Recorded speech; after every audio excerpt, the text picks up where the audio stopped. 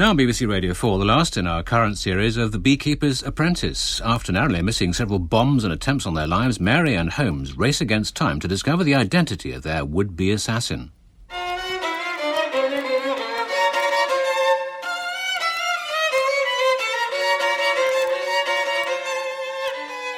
Sherlock Holmes and I had now twice been the target for assassination attempts, and all thoughts of Oxford and my weekly interrogation over a chess game with Miss Dunleavy had vanished from my mind.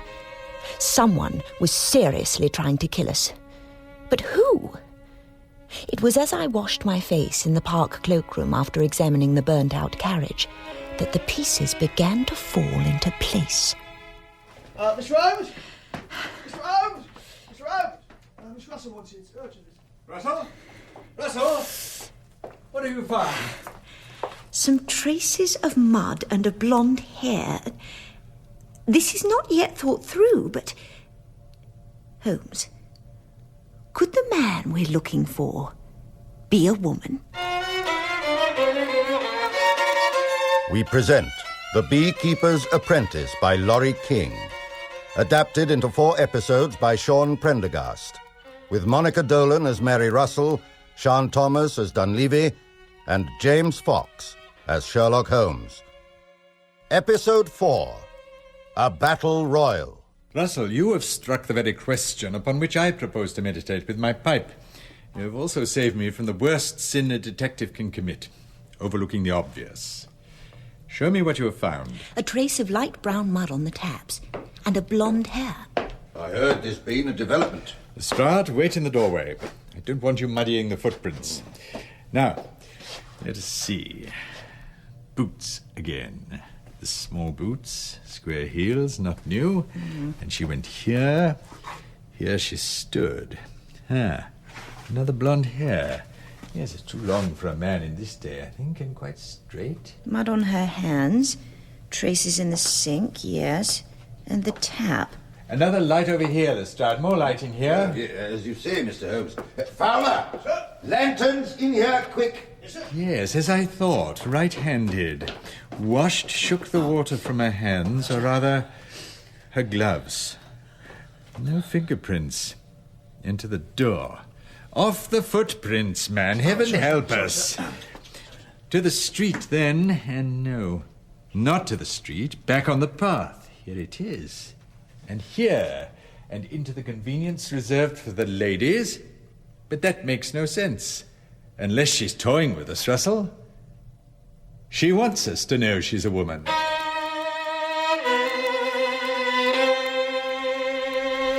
Food here, Holmes. A chessboard? Surely we have too much to do. I have finished at the laboratory, and until we receive the photographs of the cab, we can do nothing more. But chess, my dear Russell, chess will at least help us to think of tactics. Very well. I've always loved chess. My mother taught me as she told me Bible stories. Perhaps I should tell you one. Choose a hand. You get black. I play first. And you know very well I have no time for Bible stories. Perhaps there is one story you might see a use for, Holmes. Remember Judith and Holofernes? Your move. Holofernes was the commander of an army sent to punish Jerusalem, so he laid siege to it. Judith put on her richest clothes. He invited her to his tent. She got him drunk, he passed out, and she cut off his head.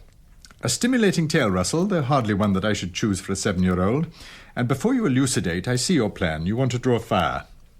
I do not believe you would find this opponent of ours an obliging drunkard. I won't be sacrificed, though, Holmes. I refuse to abandon you. I'm not suggesting that you abandon me, Russell, only that you appear to do so. What do you mean? See if you can guess from the chessboard. Miss Dunleavy would approve. Very well. Let the battle commence.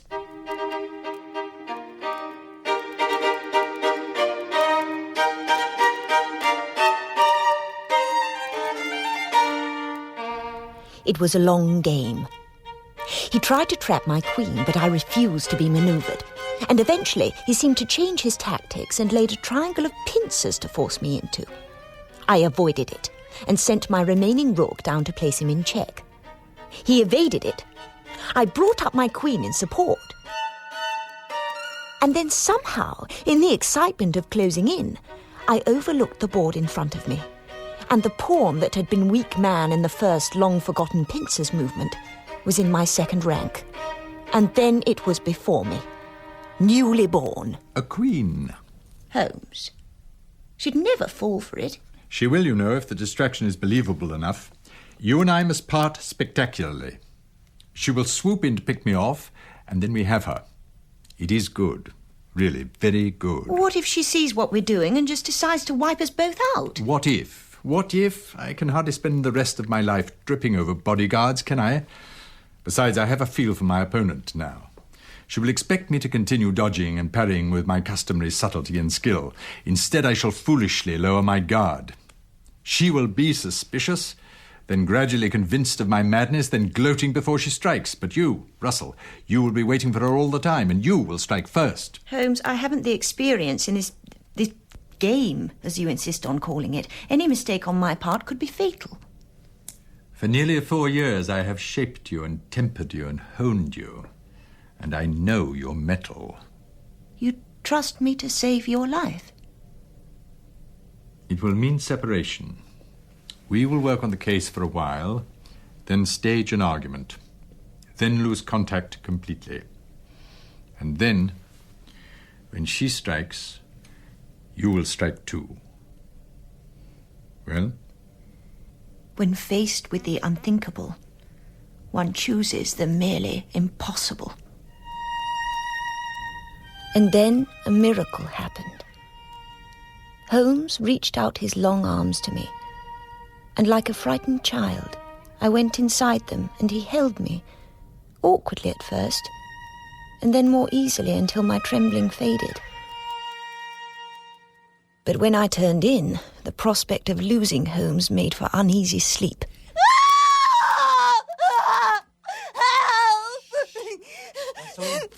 Mary? Wake up. I'm sorry to disturb you, Holmes. It was nothing, a dream I sometimes get. That much I deduced. Would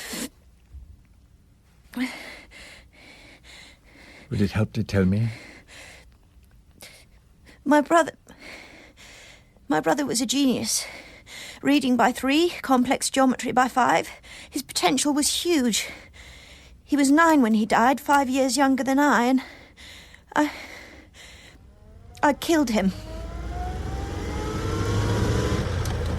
We were taking a last family weekend at our cabin in the woods, but I was being difficult, as my mother put it.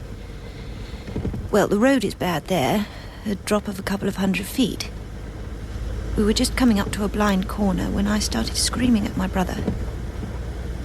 My father turned round at the wheel to tell us to shut up. There was another car coming round the corner going very fast, and it hit us. Our car spun around. I was thrown out, and the last I saw was the outline of my brother's head through the back window as the car went over the side.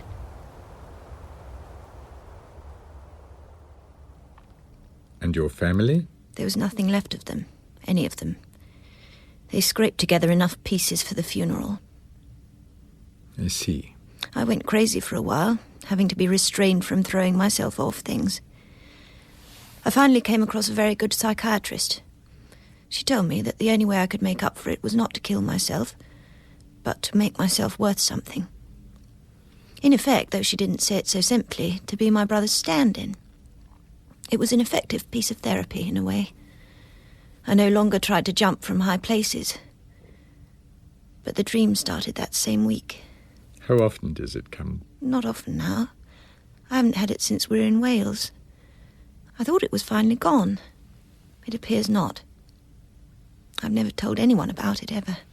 Russell, I wonder if you're going to reassure me that it wasn't my fault and say that I mustn't feel guilty about it, Holmes, I'd rather you left, because that really would finish us off. Truly it would. No, Russell, of course you killed them. It was not murder or even manslaughter, but you were certainly guilty of provoking a fatal accident. That will remain on your hands.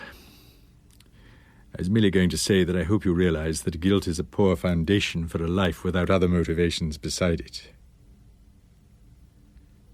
Thank you, Holmes. Yes? Good night, Holmes. Good night.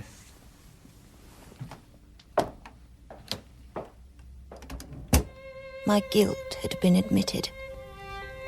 For the very first time, I closed my eyes and I wept.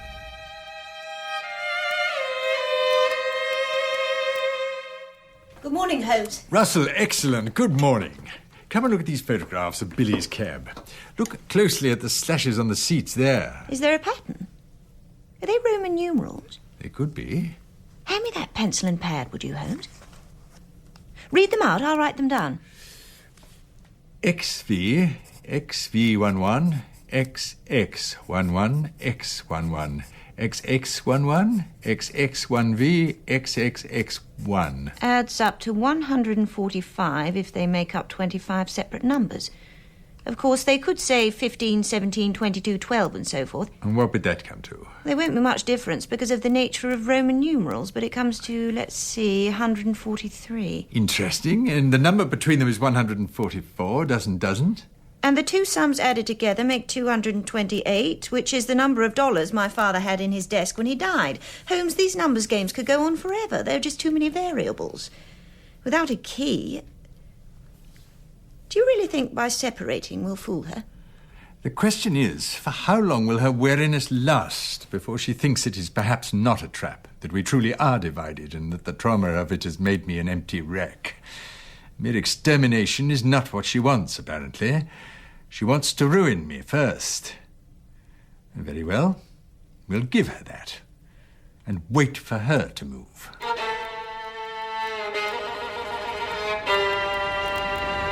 There he is, gentlemen. The great Mr. Sherlock Holmes, saviour of nations, the mind of the century, God's gift to humanity. Gentlemen, I leave you to him. Let her go, Watson. She'll have none of us. She's off to make her mark in the world, can't you see? And God help any man who gets in her way. Thus began our act of alienation. Two friends now turned against each other. The father and daughter alienated. The near lovers become the bitterest and most implacable of enemies.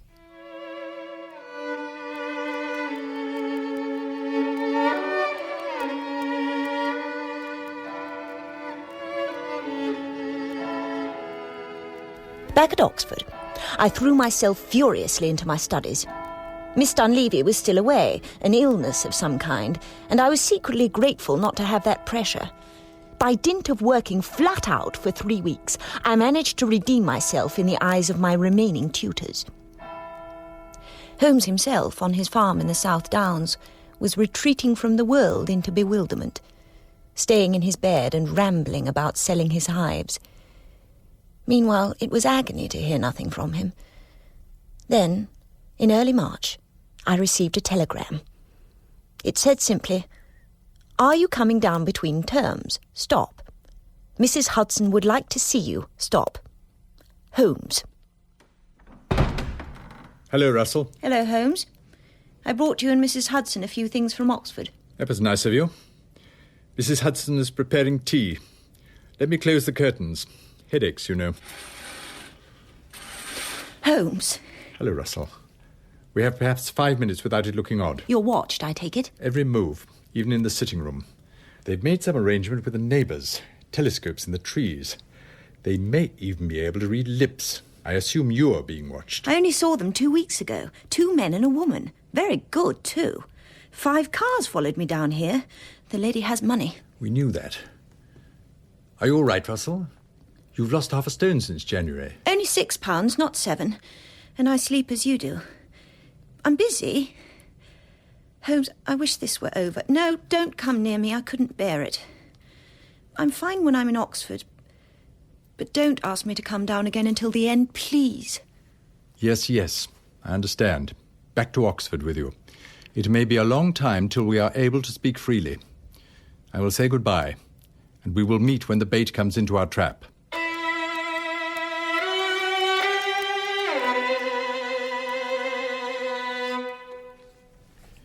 Sorry, Miss Russell, the library's closing now. Already? Heavens, Mr. Douglas, I had no idea. I'll be with you in a minute. No rush, miss. Thank you. XV, XV11, XX11, X11. This code is impenetrable. Unless, of course, we use a different base to 10. Say 8? That would give us M... Oh, my God. Where are you going, Miss Russell? Holmes. I have to go. I have to pack. I have to get to him. Miss Russell?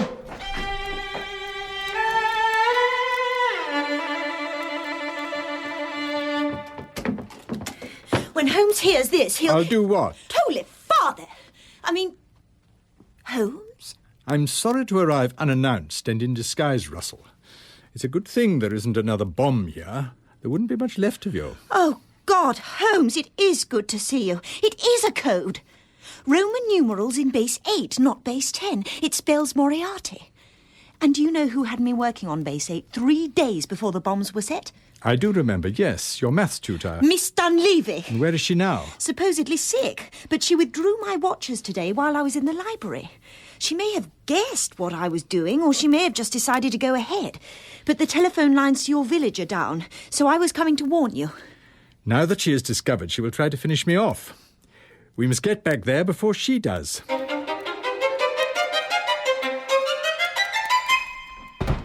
Come through, Russell. Really, Holmes, you are a most exasperating partner at times. You still haven't told me your plan of campaign. Oh, very well. Last night there were too many people coming around my cottage to allow your Miss Dunleavy to make her move. But today my medical friend will announce that I am recovering and in need of peace and quiet. Mrs. Hudson will take herself to bed early at her end of the cottage, and we shall lie in wait through here, in the study. Good evening. Miss Dunleavy! What, Mr. Holmes, no bon mot? I perceive you have been in Afghanistan or New York. Sit down, both of you. Move very carefully. I am an expert shot. You will please leave your hands on top of the table at all times, both of you. Good. Mr. Holmes, we meet at last. I have been looking forward to this meeting for quite some time. 25 years or more, isn't it, Miss Dunleavy? Or do you prefer to be addressed by your father's name? The one you carved into the seat of our cab in code. Miss Moriarty. You did tell me what a very superior sort of mind your friend has, Miss Russell. What a pity he was born trapped inside a man's body. I cannot agree, Miss Dunleavy. Mr. Holmes's mind and his body seem to me well suited to each other. Miss Russell, sharp as always. Kindly refrain from baiting the child, Miss Dunleavy, and continue. I believe you have something you wish to say to me? You are right, Mr. Holmes. I have not much time. My absence from the college was no sham. There is a crab with its claws in my belly, and no way to remove it. Before much longer, I will not have the strength to deal with you. Therefore, you may begin. Begin? I have no questions, Miss Dunleavy, concerning this case. No questions? It has been very interesting, even challenging, but it is now over, and all the significant data have been correlated. Indeed. Perhaps you might be so good as to explain. Very well.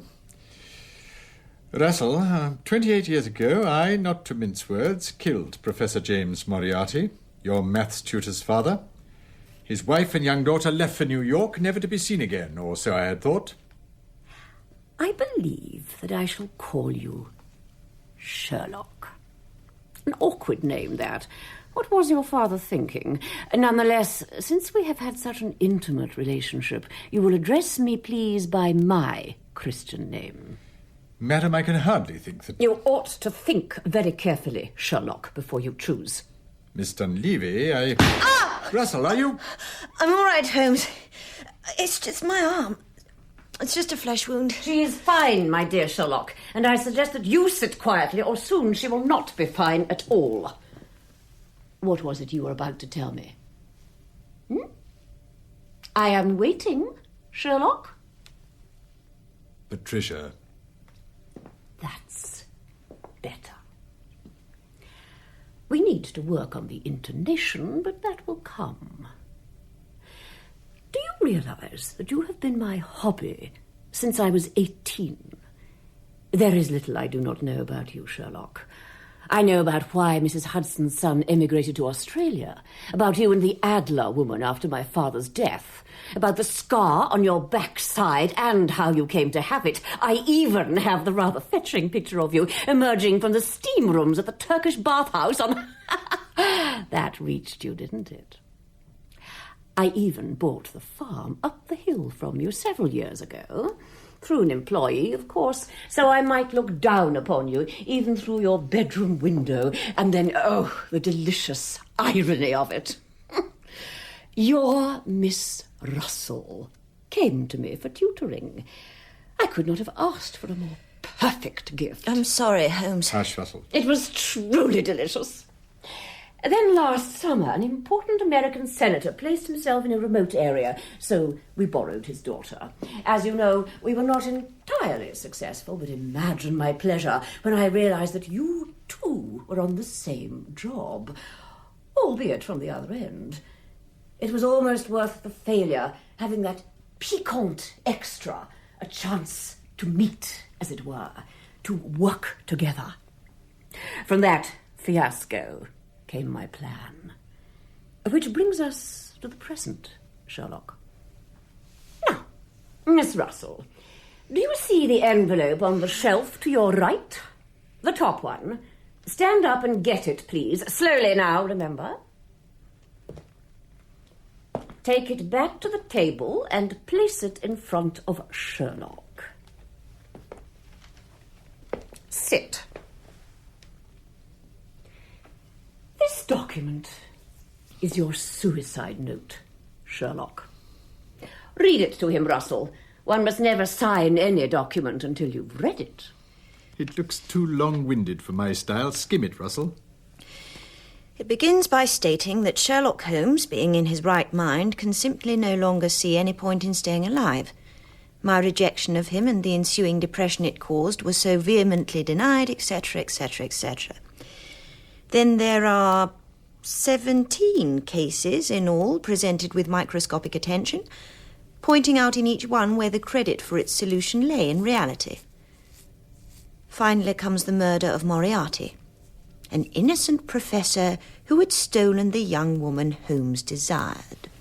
You have a definite flair for fiction writing. But surely you cannot believe I might sign the thing. If you do not, I shall shoot Miss Russell, and then I shall shoot you, and one of my employees will forge your signature to it. It will appear to be a murder-suicide, and will take Miss Russell's name down with yours. And if I do sign it? If you do sign it, I shall allow you to give yourself one final injection, and Miss Russell will be taken away and released. She has no proof, you see, none at all, and I shall be far away. You would give me your word that no further harm would come to Miss Russell? Holmes, no! You have my word. My word is my honour. I believe you, Patricia. Why? I don't know, but I do. I'm afraid my pen is dry, Patricia.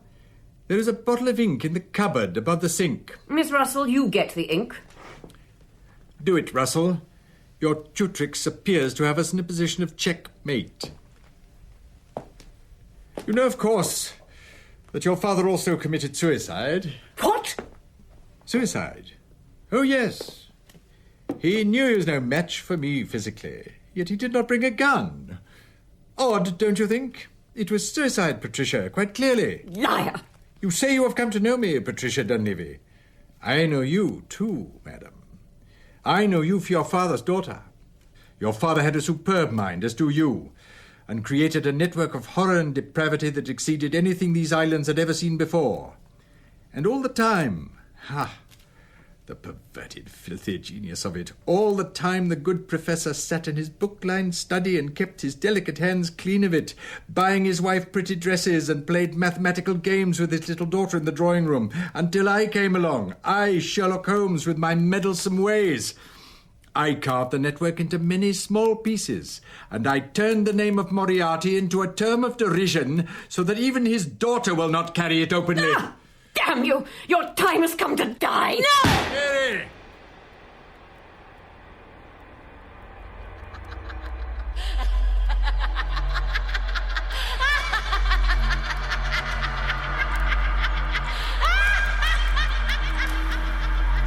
Then came the dream without end.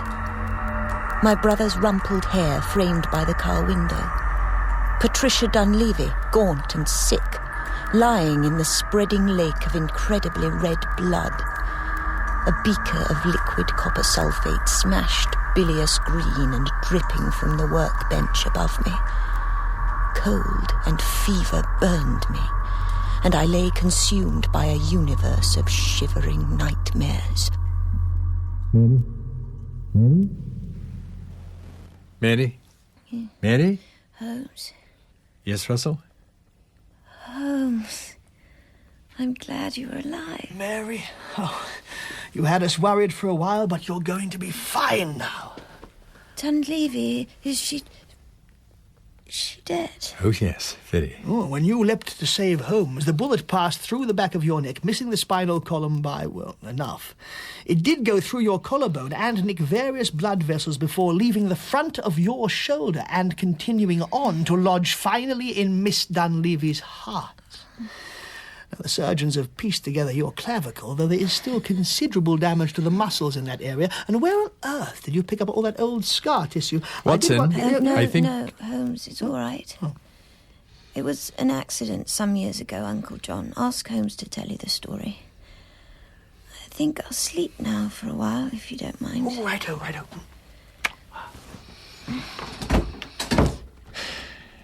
Before you do sleep, Russell, Yes? I need to go to France and Italy for 6 weeks.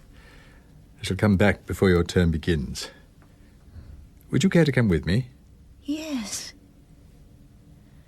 I believe I shall take up smoking a pipe, Holmes, for the sheer eloquence of the thing. Let me know when you're ready for a game of chess, Russell. I'll even spot a piece for you. But not a queen. Oh, no, never again. You're far too good a player for that. We'll start equal, then. I shall beat you if we do. I don't think so, Holmes.